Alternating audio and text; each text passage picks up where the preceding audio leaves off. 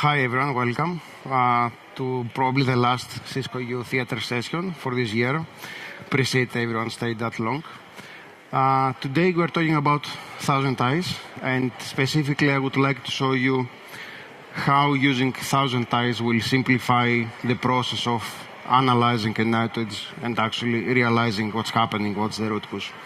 Before we start, let me introduce myself. I'm Tassos Zimaris. I'm a technical account manager for Cisco, dedicated to ThousandEyes customers in EMEA.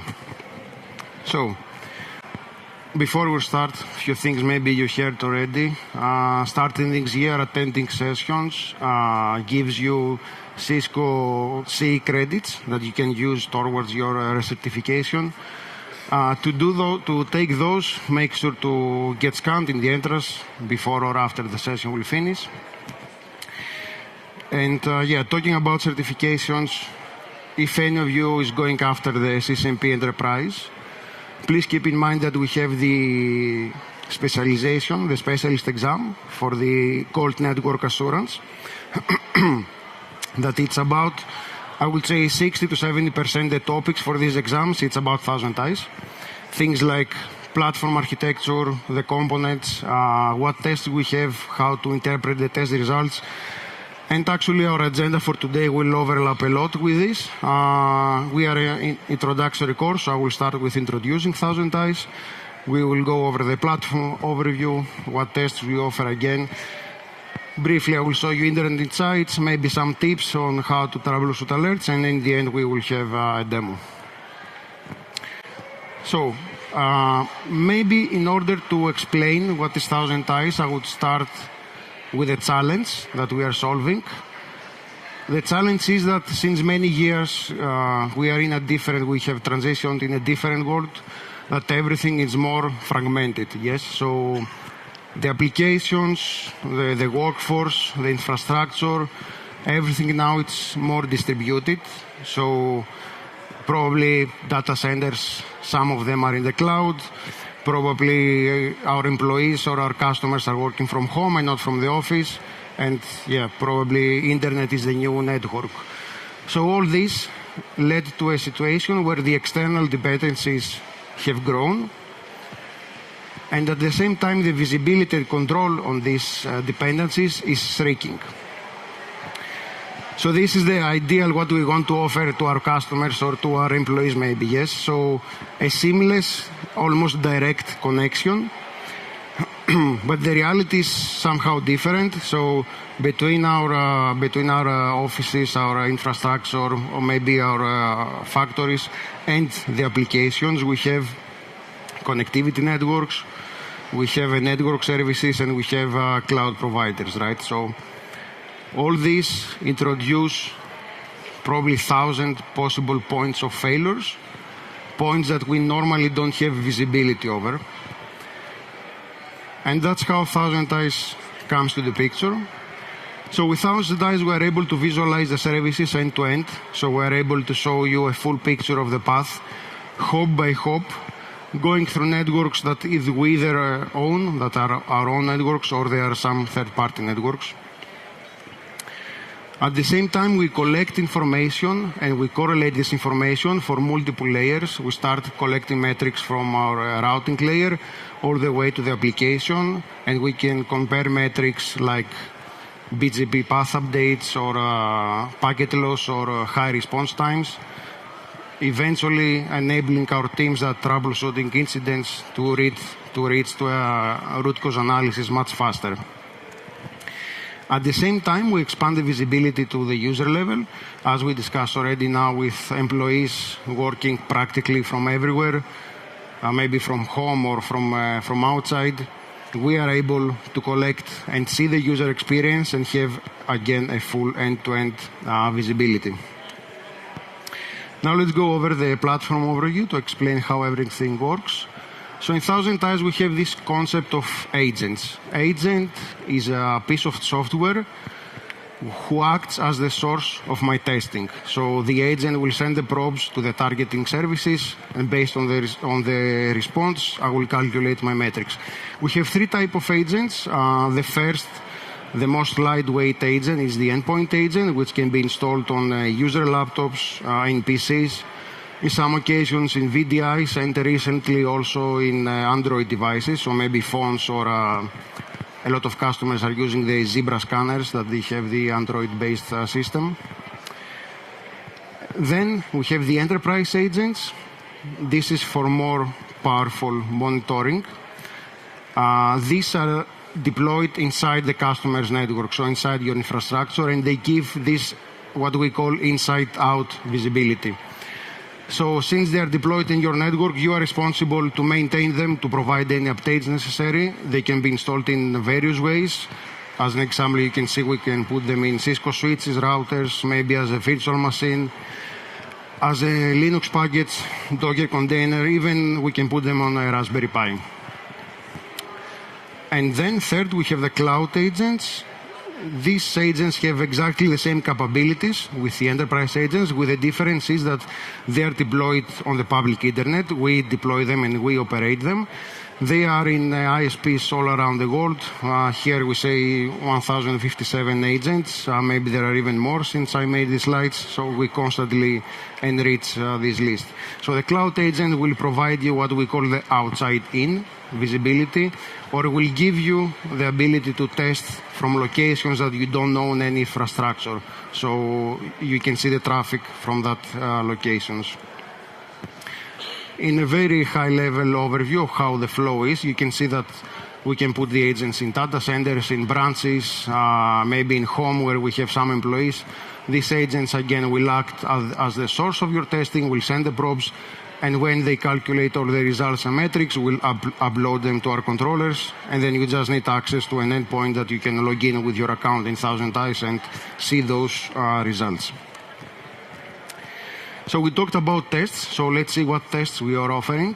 Running from cloud and enterprise agents, starting from the routing layer, we have the BGP test that we collect, of course, BGP-related information like path updates.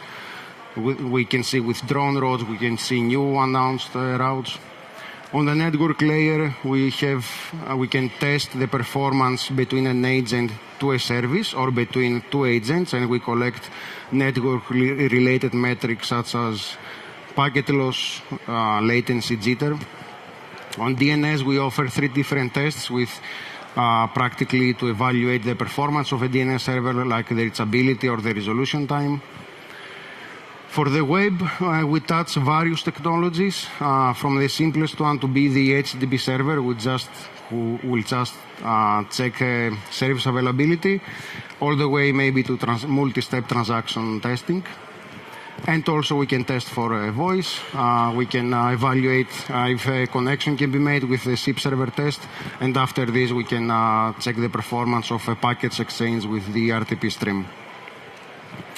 In a similar way for the endpoint agents, as we said here, less powerful but more lightweight. We do cover all the scenarios related to the user experience with the addition of collecting local device metrics such as CPU or Wi-Fi, which, for example, Wi-Fi signal can be off and a route cause for a bad experience.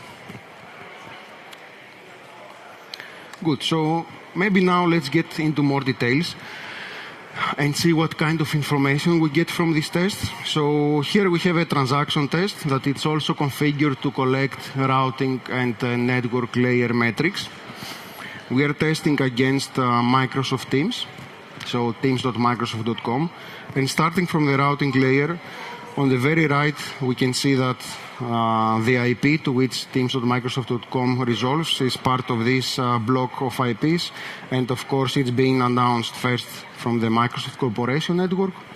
And then all the way to the left, we can see all the upstream providers, all the way up to our monitors. Now, the monitors can be either public, so with information that it's accessible to everyone, that we are using as well, or recently, since a couple of years, we also deployed our private monitors, Cisco-owned as well. Now I have my cursor, sorry, I have my cursor, apologies, I have my cursor in a timestamp that we actually notice a path change. So you will see that the withdrawn route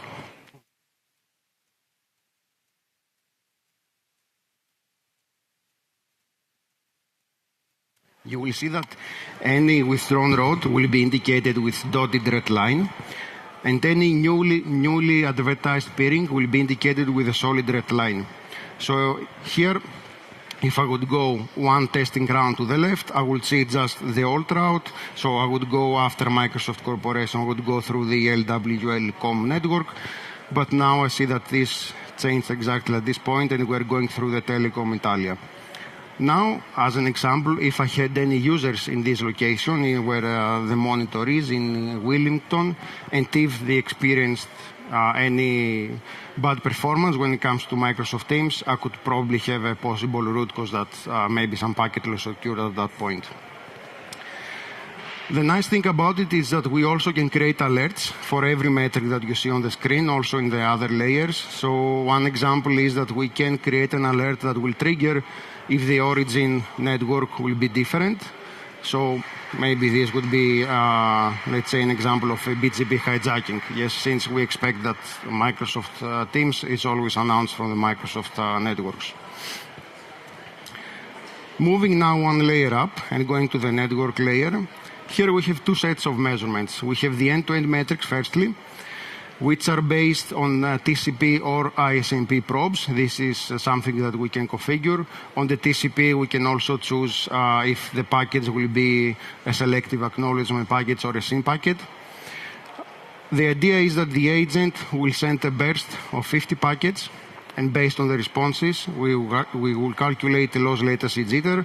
For example, you can see here a cloud agent in Ashburn did experience 77% packet loss, so about a quarter of the packets only, we got response only for about a quarter of the packets.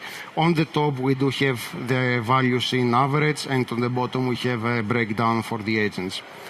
Staying on the network layer, we also have the path visualization, which is basically a trace route. So we do send packets with increasing detail values to every hop in our path all the way to the target. If there is a node that we identify to have forwarding loss, it will be highlighted with red. And if I put my mouse over it, it will give me the details of this node.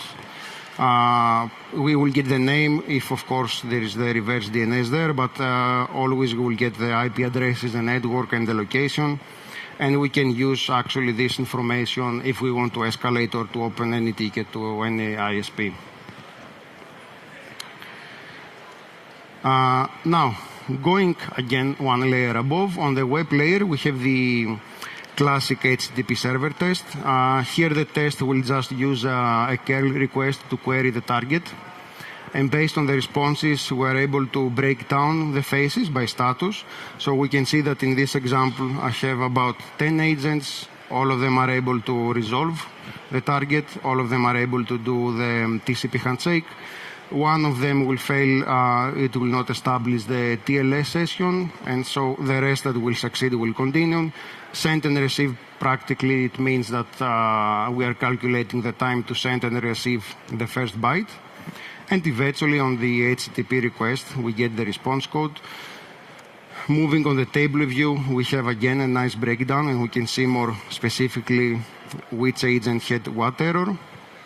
And when we are able to see the response code as well, if I click on it, we get information like the certificate chain that was presented, and I can see also my request or my response headers. Now, on the same test, one layer above, we have the transaction testing. Transaction means that the specific test is scripted to simulate a user workflow. The workflow would be that a user will connect to teams.microsoft.com, they will open a new chat, they will type something, hello, and they will send it to a colleague. So the whole idea here is that we want to make sure that our employees are able to collaborate and use the Teams. Use Microsoft Teams. The nice thing is that we can set markers and we can time exactly how long each phase took. So we can see here that we have markers for the how long we are measuring how long the page took to load, how long the logging process took, how long the backend took to load. So comparing round by round, we can understand if I have a bad experience on the application, at which exactly point it failed, or which exactly point failed to respond. We also get the nice waterfall view. that we can see all the components loading and the response code for each component, the size, and also how long the transaction took.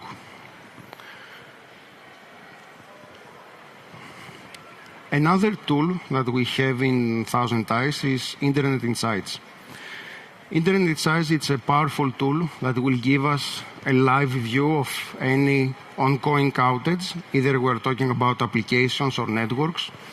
By default, we get this view for the last 24 hours. But if we want to filter down to a specific outage, we can get also a more detailed view that will show us data in 5 minutes intervals, and we get information like what locations, what interfaces were affected. We have a demo later on this, so I will be more specific a bit later. Now in the next session, as I call it, troubleshooting tips, basically I would say it's maybe the simplest approach that someone can follow when you receive an alert. So in a ThousandEyes environment that is well set up, we will have various dashboards. We can have multiple dashboards, and these are tailored according to the needs. So a lot of customers have, for example, executive dashboards that will give you a high-level idea of what's happening. Then we have NOC dedicated dashboards. So ideally, when I first receive an alert for a test that is failing, first thing I want to do is to move to the corresponding dashboard. There I will get a real-time data and metrics, and any anomalies will be immediately visible. So if I have at some point high packet loss, I can go to the corresponding widget on my dashboard, and clicking there, I will be transferred directly to the test view that from the agent that actually generated this error. When we receive an alert, it's also helpful to consider whether this is a false positive. Usually we tend to say that if it's just one blip off, probably it's not worth to look for it. But some reasons that we might get false positive alerts are listed there. For example, maybe our alerts are too sensitive, and that's why we spend a lot of time with our customers to fully optimize the alerts. Some other reason can be probing interference. As I explained, for example, for the network metrics, we can use TCP or ICMP probes. In different environments, different devices on the paths can respond differently. Maybe they're configured, for example, not to respond to the ICMP packages. So we do need to take this into consideration. Considering we say that the alert is genuine and drilling into the test views, first thing we want to check when at least troubleshooting for an application issue, it's whether we have a global outage. If there is, and if this outage is identified from the Internet Insights that I mentioned before, we will get this purple line on the bottom that will directly tell us that in this example there is a global outage in LinkedIn, for example, that can be further backed up by all my agents reporting 503 errors.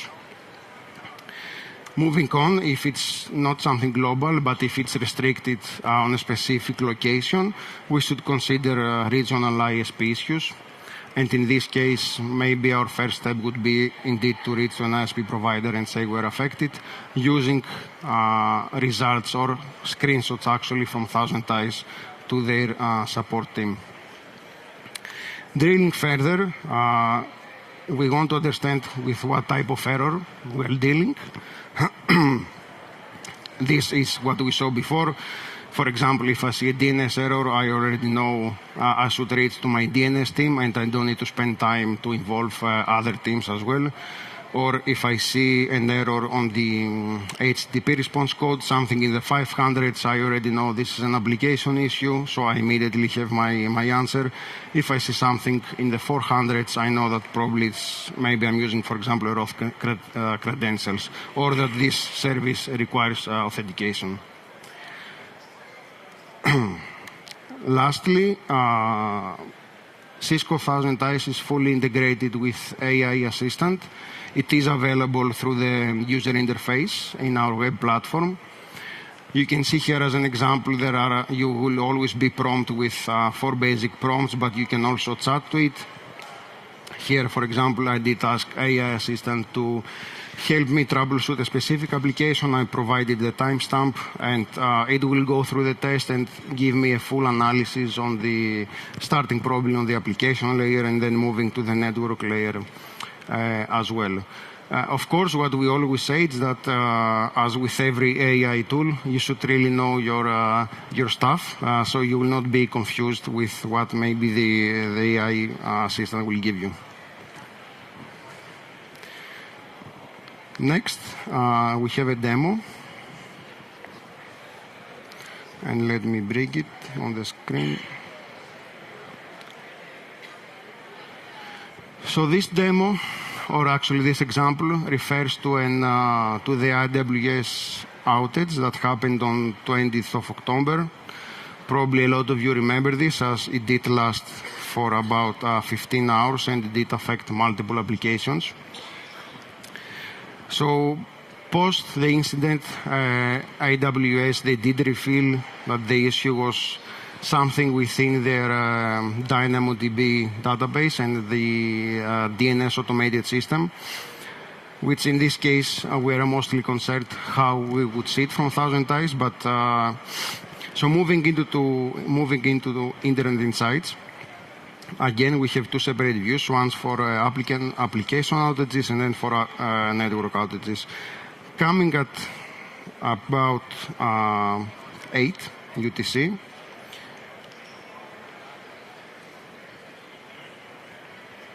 Let me move to the network first. It will be better. So at about 6:50 UTC, we can see that Internet Insights identified a big amount of packet loss happening in Amazon Edge nodes, and specifically just outside of the AWS infrastructure.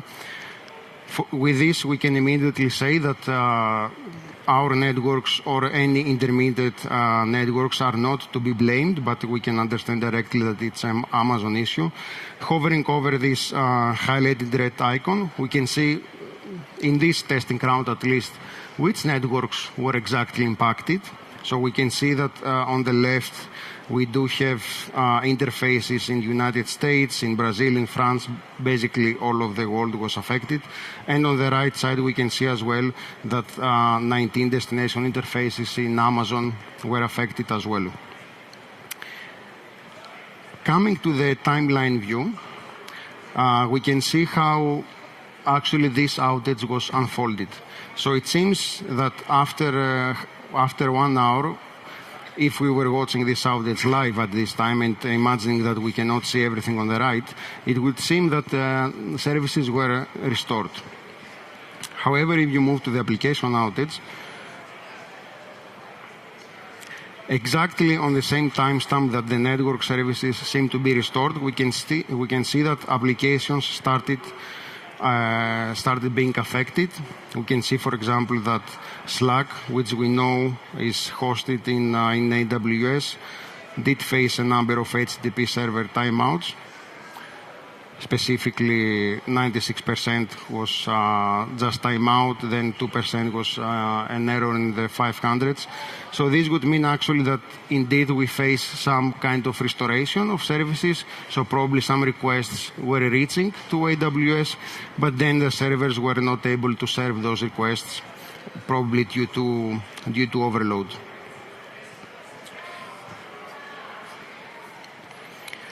Now moving to a test for an application that we know is hosted on AWS as well, for Atlassian.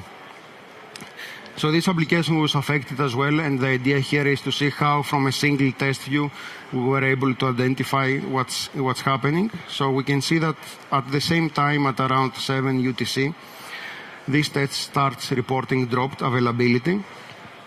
In this occasion, it's very easy and fast to understand that we're talking about an application issue, as first of all, when we check the response code, everything is 503, service unavailable, but also we can bring on the screen our packet loss for the same timings, which more, of course, enhance our first assumption.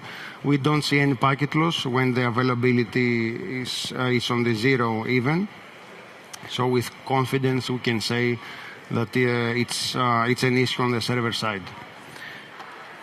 Moving to page load as well, we can see here in the waterfall view, as we explained before, similar on transaction test, we can see that indeed Atlassian gives 503s, and we can see that the provider here is Amazon, so we know that this even if we didn't know before, we now know that this application is hosted on AWS, something that you can see here as well on the path visualization.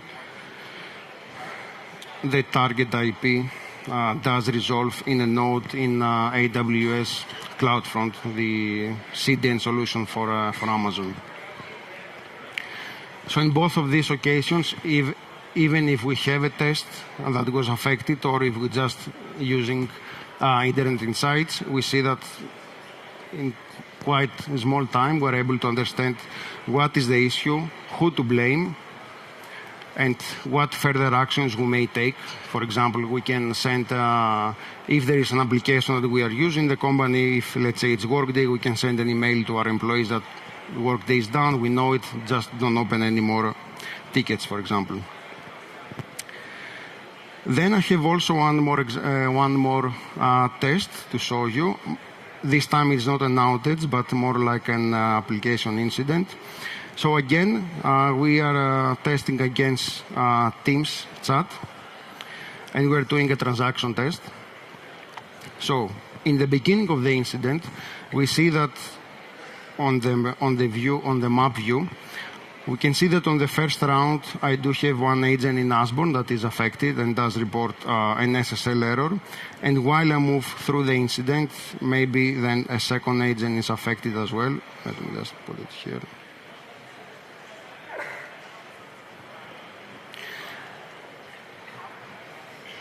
So I can see that this is now affecting as well locations in Dallas. And on the highest point, I would say that 3 locations are now affected. So trying to understand what's the root cause on this, we naturally go as well, we are bringing our network layer metrics, trying to understand whether we are dealing with a network or an application issue. Here we do see packet loss, but I would say it's not enough to justify availability drops. So we do report 12% at some point, but especially in the beginning, we see that when the incident started, there is no packet loss reported. And also, to further support this opinion, I do see that mostly the errors are pointing towards the application and not towards our networks or the networks in the between. In this example, I can move to my transaction view, and because here, trying to understand whether this is the application or not, I would like to see the transactions between my agents and teams.microsoft.com. I will filter specifically for the first affected agent in Ashburn, and I will bring my waterfall view. So before the incident happens, I can get an idea of about how long each stage took. And as an example, I will move to the first round where I report the error. I see here that I was not even able to load the page. So the agent that is running this test on specified intervals was not able to load the page. The test will generate as well a screenshot at the point that the error was observed. We can see here that it's a blank screenshot, so probably any user that was trying to use Teams at that point, they were presented with a black screen on the browser. Now, naturally, I want to move through the other testing rounds to start and understand what is happening. I see that on the next round, my agent, even though was able to load the initial page and was able to log in, it stopped on the backend load. And in this particular example, a user would see on his screen the Microsoft Teams logo both of the times. So again, maybe the application is accessible. Even more actually evidence that it's an application issue, because I can reach to it, I can log in, but then the application will not load on my screen. Moving through the rounds, here it's another example where the page failed to load, and here I can very clearly see that I get no response from microsoftteams.com, and somewhere around here I can also see that another example that I was able to reach until actually not to complete the backend load. And moving through my components, interacting with application, I can see that the test will fail somewhere about here. I will see the 503 from the teams.microsoft.com, and another more evidence that we are talking about, of course, application issue. Now, this is one of the examples that I can actually take some action, because we are not talking about a global outage, but we are talking about some of the locations being somehow affected.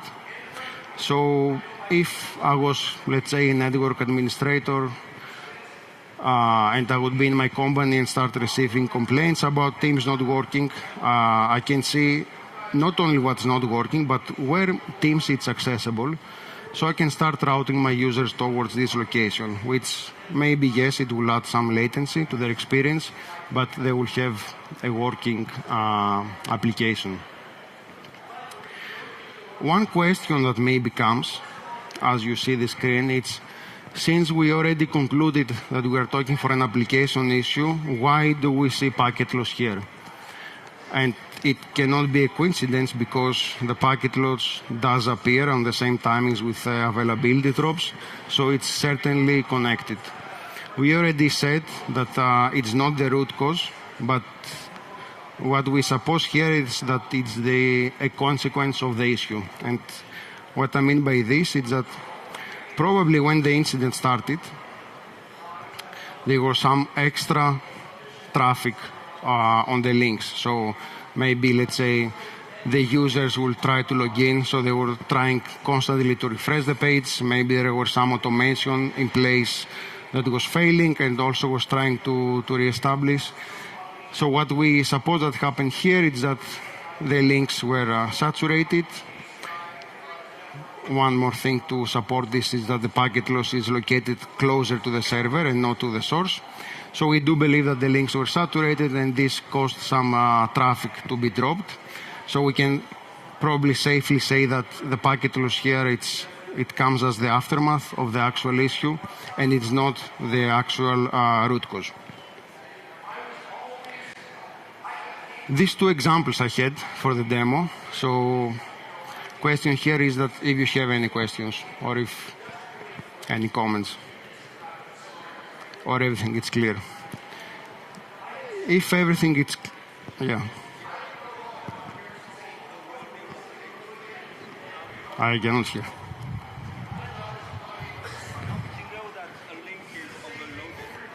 This is what we suppose, of course. Yes.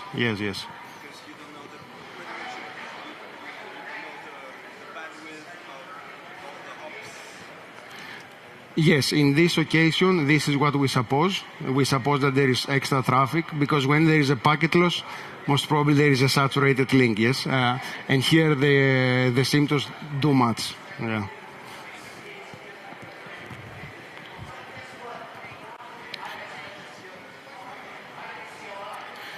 Okay, in this case, if everything is clear, that's what I had for you today. Please make sure to fill the survey. We are in Thursday, so probably you did already 4 sessions, but anyone that does the 4 surveys is eligible for a t-shirt. Also, while we still have the World of Solutions open, you can pass by the ThousandEyes booth if you have any more questions.